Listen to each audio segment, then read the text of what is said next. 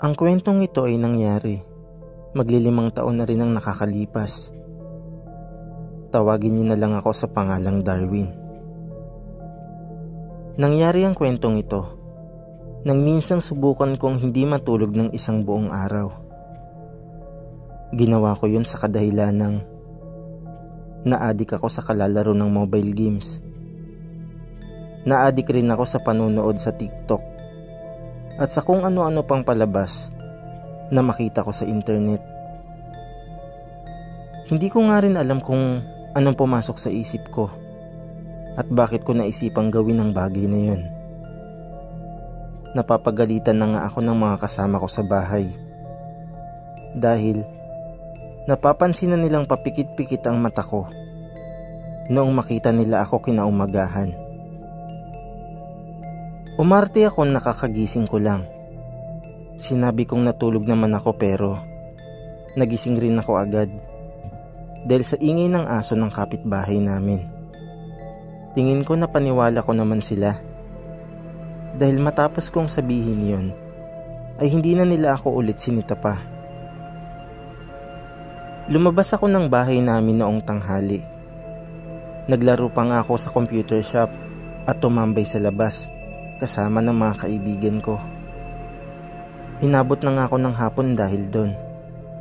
Nang makauwi ako ng bahay, 5:00 na ng hapon.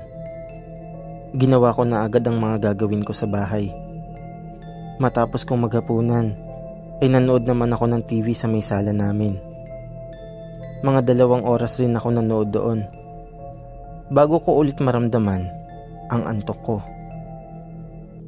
Saglit ako napangiti dahil hindi ko na makontra ang antok ko. Kahit na anong sandali ay makakatulog na ako. Kaya ang ginawa ko, naghilamos ako. Humiga ako sa may sofa namin at nag-scroll na lang sa Facebook. At ilang saglit pa, napapikit na lang ako. Nakarinig pa ako na may tumawag sa pangalan ko bago ako tuluyang makatulog sa pwesto kong yun. Ramdam na ramdam ko ang paghinga ko ng mga sandaling yun. Hanggang sa makaramdam ako bigla ng kakaiba. Malamig. Tsaka bakit ganun? Parang hindi pa rin ako nakakatulog.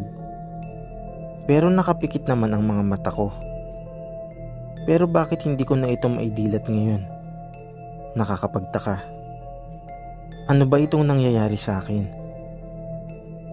Sinubukan ko magsalita pero hindi ko mabuka ang bibig ko. Hindi ko rin maigalaw ang buong katawan ko. Para ako naparalisa. Hindi ako makagalaw.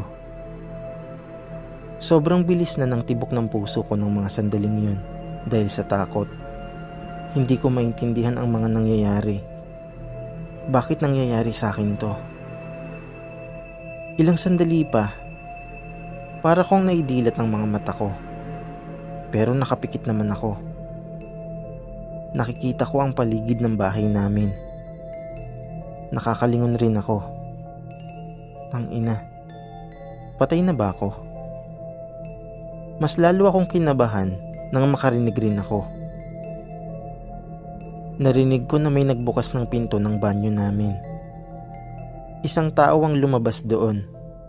Matangkad siya, payat, medyo maputi. Ngunit hindi ko makita ang mukha niya. Sigurado akong hindi siya dito sa bahay nakatira. Sino siya? Takot na ako ng mga sandaling yun. Pero wala naman ako magawa. Hindi ako makagalaw. Lumapit sa akin ang taong yun. Tinapat niya ang mukha niya sa akin pero wala akong nakitang muka pagtitingin ako sa kanya. Hanggang sa umalis na siya at dumaan siya palabas ng bahay namin. Matapos yun, pinilit kong gumising mula sa pagkakatulog. Paulit-ulit kong sinabi sa isip ko na gumising na. Ang akala ko ay hindi yun gagana, pero gumana. Nagising ako. Nang imulat ko ang mga mata ko, una kong tinignan ang paligid ng bahay namin. Kaparehas ito ng ayos sa nakita ko kanina. Kinabahan agad ako. Pagbangon ko, ay sunod kong pinuntahan ng banyo at tinignan ang pinto doon. Nakasara ito. Teka, doon galing ang lalaki kanina. Paglingon ko sa pinto ng bahay namin, napalunok ako ng laway. Natulala ako sa nakita ko. Hindi ko inasahang bukas ang pinto doon. Dahan-dahan akong lumapit sa pinto at akmang isasara na sana ito. Nang umihip bigla ang malakas na hangin, dahilan para mapapikit ako. Pagdilat ko ay isang misteryosong tao ang nakita ko, hindi kalayuan sa bahay namin. Nakatayo ito sa pinakamadilim na parte ng kalsada, kung saan may kaunting ilaw. Nakatingin ito sa akin. Nagtaasan agad ang balahibo ko sa katawan dahil sa takot. Mabilis na naisara ko ang pinto ng bahay namin matapos yun. Dumiretso na ako sa kwarto ko at hindi na ako nakatulog ng gabing yun. Nakatulog lang ako ulit ng hapon dahil kasama ko matulog ang kapatid ko. Hanggang ngayon, sariwa pa rin sa alaala ko ang lahat ng yun. Iniisip ko pa rin kung anong nangyari sa akin ng gabing yun at kung sino yung lalaking nakatitig sa akin. Palaisipan pa rin sa akin ng lahat.